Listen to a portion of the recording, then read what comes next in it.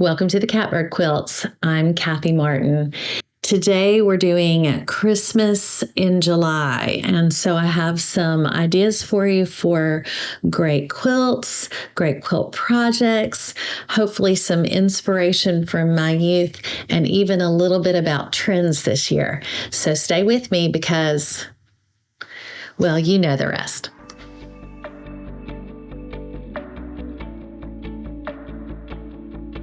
In last year's Christmas in July video, I did some fabric pulls for color trends for, well, it was 2023 then. Now we're in 2024. And so I did some research and looking, and instead of doing a fabric pull, really the reason I didn't do a fabric pull is because everything is a trend every year. So traditional Christmas, every year. Vintage Christmas, every year. Pastels, every year. I mean, it's almost laughable because they literally are almost the same as last year. And what I take from that is do what you want for Christmas. If you like pink and green, have a pink and green Christmas. If you like food-based ornaments, do food-based ornaments. There is something out there in Christmas decor for everybody. I will say this year, a couple of trends kind of rose to the surface. One of them is the pink-based Christmas. And I think it's the influence of Barbie, the Barbie movie. One of the websites that I saw actually called it Barbiecore. Barbiecore. So if you were looking for a reason to use your pink fabrics, this may be the year. And as always, if you want to do a woodland or a natural Christmas and go the browns of trees and gingerbread and all that kind of stuff, there's going to be plenty out there. Apart from the Barbiecore Christmas, there was a reference to quirky Christmas. And what does that mean? Well, quirky Christmas might be the Grinch, which is part of the influence, I think, on my wardrobe today. Maybe I'm feeling especially Grinchy today. But also there were bright chartreuse green T-Rex ornaments and whimsical woodland mushrooms, and of course, then there's the always present for some people pickle ornament. So if you were wanting to go chartreuse and bright red, this is your year. The rest of us just kind of shake out in a little bit of everything, because I don't know about you, but I'm not jettisoning all of my previous year's ornaments to be trendy this year. So we'll have a little bit of metallic, popular this year. We'll have a little bit of pastel, popular this year. We'll have a little bit of blue ice, popular this year, and so on and so forth. We probably won't have a T-Rex Christmas ornament or a T-Rex based Christmas decor. And we're not actually typically very Grinchy, so we probably won't be going down the chartreuse route, but well, otherwise we'll have a little bit of everything. So if that's you, you're ready for 2024, and let's talk about some inspiration. For some reason, I'm feeling a little nostalgic this year, at least in July. Now, by the time I get to December, maybe not so much, but this is a wall hanging that my grandmother made. She made many, many of these. She had every sewing and craft notion under the sun. If you needed a sequin, she had it. If you needed a button, she had it. Most of us in my family have at least one of these wall hangings. It's felt, and then she's cut out designs from brightly colored felt and then embellished it with beading and sequins. I'm guessing this is like circa 1960? Something, maybe 1970. And I have gone up and down with my feelings of these wall hangings. I always loved them because my nanny made them. But some years I've like, ooh, let's not hang up the Christmas tree. And then other years I'm like, oh, I love it. And so this year, I love it. It is very busy. And because it's very busy, it makes me think of some fabrics that I've used recently and how Christmas is a great time for excess. So whether it's a lot of metallic or a lot of color or a lot of beads or a lot of ornaments, it's just a great time to pull out all the stops and just have fun with it. And so when I look at this, what I think is probably what a fun time she had picking all of these little embellishments and making all of these wall hangings for herself and members of our family. So put a pin in that in your brain. And then I want to show you another something from my youth and how these things, two things have come together for me and what I might be doing this Christmas season. So this is a cross stitch that, oh boy, my college ex-boyfriend of 2 years, mother made me. It's like my sister's aunts. It's one of those like, oh, it's not only back in time, it's also once removed sort of situation. My college boyfriend was a late in life child, and I was a few years younger than him. And so his parents were almost like grandparent age for me when he and I were dating. And his mother was just a gem of a person. She was just the sweetest thing, loved me. So she crafted, sewed, obviously cross-stitched. And I can actually even remember, sorry, going down memory lane here, that when I would visit their house, she had a whole dedicated sewing room with a twin bed in it, I think. And I can remember even then at 20 thinking, oh, I hope I have a sewing room one day. I want a sewing room. And I was living in an efficiency apartment at the time. So you can imagine me wistfully longing for a dedicated sewing room. And I was a cross stitcher. And so she made this for me for Christmas one year. And you can see all the like plain trees. The rest of the story, this is a complicated story.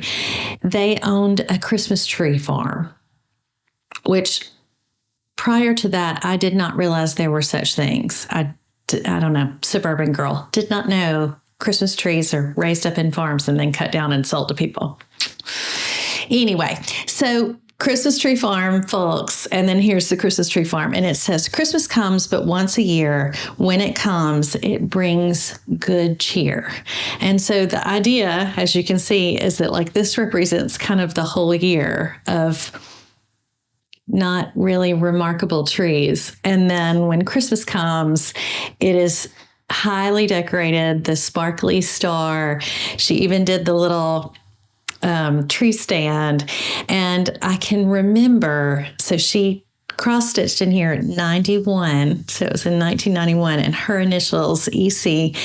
And when she gave it to me, she was really excited because she knew that I cross-stitched too and that I would really appreciate it. And she said, I put my initials in it somewhere, like for you to find.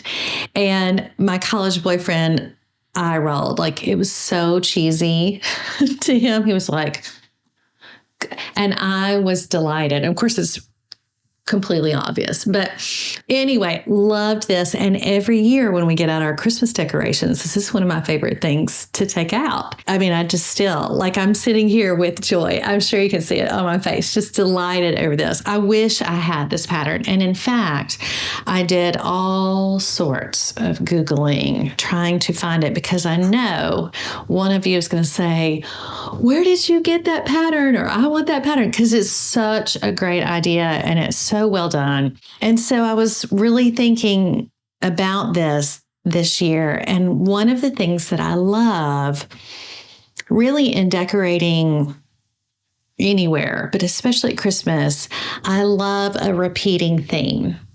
So, i.e., the little Christmas trees all across, and that uniformity, which you guys know I love, love, love, the order. But then there's like something interesting and sparkly or colorful that distinguishes it, like this is Christmas. This is Christmas. So whether it's the really loud red felt with the highly embellished Christmas tree or the little cross-stitched Christmas tree, that's one of the things that is really fun for me. So I happened to find a quilt pattern called Santa in the Trees. It's a quilt pattern actually from 2017, so it's not new. You may have not only seen it, but made it. And it's just a series of trees, and then there's a little applique Santa somewhere in the mix so it's all these green trees, and then Santa with his red hat, this little, pointy little gnome hat, and his little red outfit. And it is the cutest thing. And I immediately thought, oh, how fun would it be, instead of having the Santa, to have a highly decorated Christmas tree. And because it's a block-based pattern, it doesn't have to be a whole quilt. It could be a wall hanging. And in fact, my vision for this, now whether I'll do this or not remains to be seen, but would be to do 11 regular trees and one fun Christmas tree at the end. And so I want to share that with you, not so much that you do this, but just as let's think of the ways that we can bring Christmas into something that's needs a little Christmas. So I went through my shirt stash, aka my fabric stash, and found these fabrics. Not all of them are shirts. A lot of them are. This one is not. It's actually called Pasture. And this one is not, which is evergreen. These were from a Wyndham Fabrics Ruby and Bee solid fabric bundle that Paul got me for my birthday a couple of years ago that I've gotten so much mileage out of that. If you ever just need a wonderful pile of solids to give you some inspiration, the Ruby and Bee Solids fabric bundle is a good way to go. Back to the matter at hand. I immediately was like, oh yeah, that would be so fun. So each color, each green could be a different tree. And because I have quite a few, like this one is so dark that it almost doesn't even look green up against the others. But when I went to file it away in my fabric stash, it's not brown and it's not black and it's not blue. So it must be green. My thought here is that these could be my trees. Let's see how many I have actually. 1, 2, 3, 4, 5, 6, 7, 8, 9, 10, 11. And number 12 tree is this K-facet. Imagine that, me using a K-facet fabric, not under duress.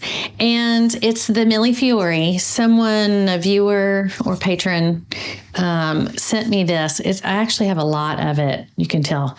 So while I had this and was thinking about it, I had this other thought. So imagine, if you will, so we're gonna have my wall hanging from my nanny and the cross stitch from my ex-boyfriend's mother, and they're going to get together and have a baby. And this is what I'm thinking I might do. So I'm not much for sequins, beads maybe, but I have a lot of buttons. Wonder where I get them. Deconstructed shirts are going, from shirts. You took them away from us. So I have all these buttons, clearly.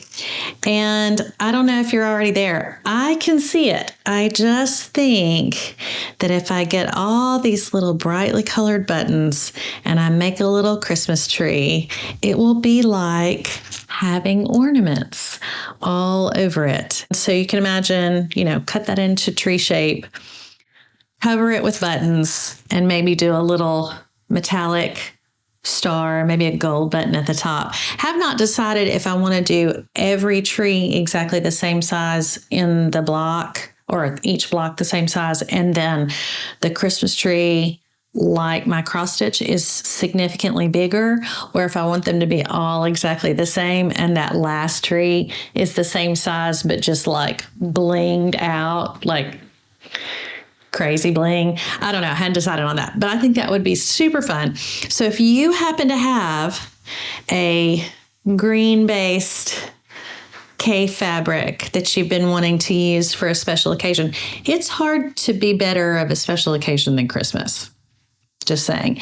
And this particular pattern is so great because if you don't want to go the green route, like let's say you have a lot of red in your Christmas decor, you could do all red trees, or you could do all green trees and one red Christmas tree. I mean, the possibilities are endless. I mean, I'm sitting here going, oh, but in blue would be great. And then in my head, I'm like, oh, in gray. So you could really just have a fun time picking your fabrics for each of your trees.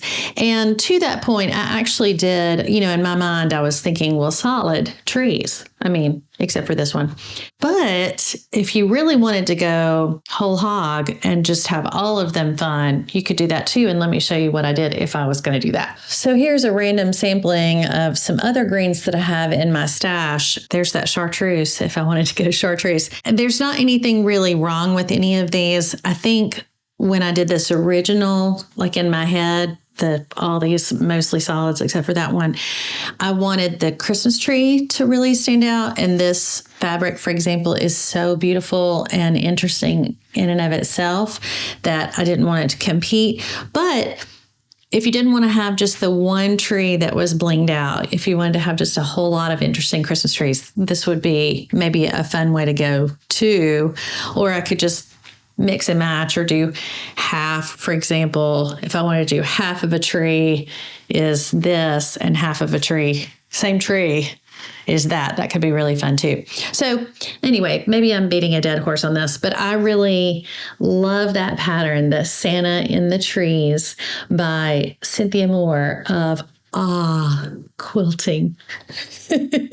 Let's all say it together. Quilting. And it's available still. So I'm going to put away my buttons, even though you may have noticed, I really just want to have my hands on the buttons. So if you've been thinking, what can I do with my buttons? And you like a Christmas quilt pattern, this might be the way. Keeping my interesting green fabrics instead of my solid green fabrics. There's another quilt. It's really a wall hanging. It's called 5 Tree Wall Hangings. I think that's the name of it, that I really liked. It's from 2019. So again, not new, but it's a really interesting construction. The tree is made up of these alternating, so long skinny triangle this way, and then long skinny triangle this way, and then long skinny triangle, and so on and so forth. It's almost like stacked on an angle, and it just comes up with this really cute modern tree. So it's made as a wall hanging, probably could be done on repeat and make a full-size quilt if you wanted to. But I brought out some of my red fabrics just to demonstrate that there are plenty of jelly roll friendly Christmas tree patterns out there where you can really do some fun things staggering your Christmas colors. So if you go the chartreuse and red route, that can be really fun and create some big interest. Here's the red and white striped shirt that I used for my Christmas quilt. This is the binding. Some of this is just straight fabric. This is a micro corduroy shirt.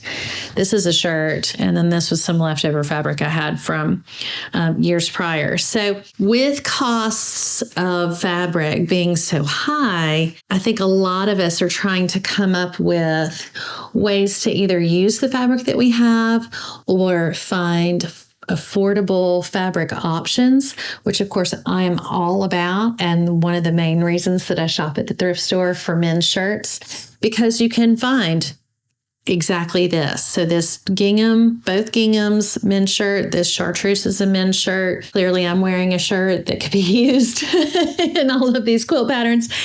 So you don't have to go out and buy a new Christmas fabric line. I know that here in America, we've had some significant inflation with pretty much all goods. It's making a lot of us want to be careful with our resources and use what we have. And if we have to reach outside of what we have, we want to do it inexpensively. So let me encourage you that your local charity shop, op shop, or thrift store might have more than you think there. And of course, it doesn't have to be men's shirts. So it could be women's shirts or dresses or linens for tablecloths or napkins. You never know. But there's usually something. You can always find something at the thrift store. So that pattern, again, it is 5 tree wall hangings. We'll put the link in the description. It's an older pattern as well, as I've said, so you may have seen it, but I like that one. I like the Santa and the trees. Still love that knitted star by Lo and Behold Quilting. There's so many out there, but those two in particular I really like. That's it for actual quilt patterns. I did want to say, while we're on kind of the topic of using what we have, there is a YouTuber and her channel is Bits and Pieces Quilting. It's Bits and Pieces Quilting. Her name is Michelle. She has 2 videos that are scrappy Christmas quilt patterns, both of them free. Both of them have a tutorial in her video. One of them is called Hills and Valleys. When I saw the thumbnail, I was like, oh, I love that. And there's another one that is a half log cabin. So both of them very beginner friendly quilt patterns.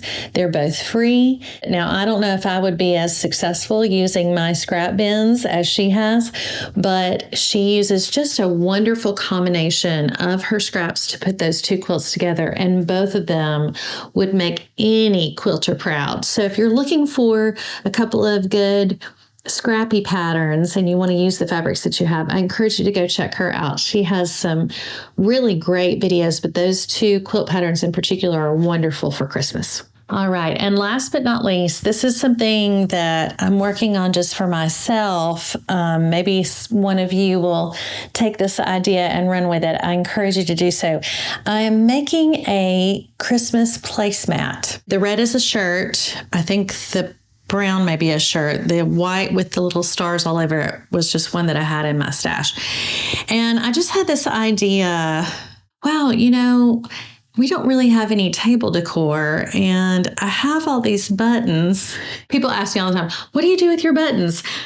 Nothing. They sit in the jar. My thought was that it would be really cool to have a modern kind of off-center. I still need to add maybe one stretch of that beautiful Christmas cherry red right there to kind of close off the tree.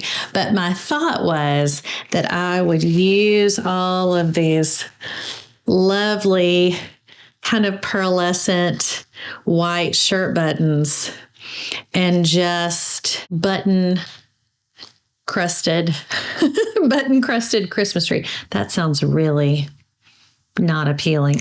But this idea that it's like, the shirt buttons, especially the white ones, are all different colors of white. There's cream, there's white, there's gray white. A lot of times they have a little iridescence to them, or if they have a mother of pearl backing. I'm picking strings as I'm talking. I just saw a blue one that I must get off. And I just think that could be so fun.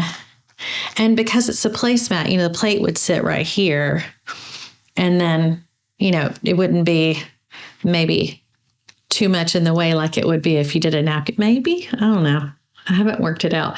But I do think the idea is sound. I haven't explored it to its fullest, but I just think it could be so interesting and pretty. And I think what it will look like from a distance is this pearlescent half of a Christmas tree. And then when you get up close, you go, oh my goodness, that's shirt buttons. Hopefully that's what's going to happen, to the 2 people that come to our house for Christmas, because everybody else will know, because they will have heard me talk about it excessively all throughout the fall season. The point of that is placemats are a great way to explore some quilting ideas, or to get your quilting and Christmas together without having to go all in to a whole gigantic full-size quilt. So look for this. Maybe it'll come together better than just me pouring buttons out on the on half of it unfinished on my table. We'll see. I don't know. It may go the way of the dodo. We'll just have to wait and see. The idea there, you could do this with a snowman. It just feels snowy and wintry to me, especially if it was handled better than this. So as we go into from summer into fall into the Christmas season, hopefully I'll be bringing some other projects, ideas, craziness, I don't know, but to give you a sense of excitement and anticipation for this year's Christmas season. I'm Kathy Martin. This is the Catbird Quilts. Thank you so much for watching.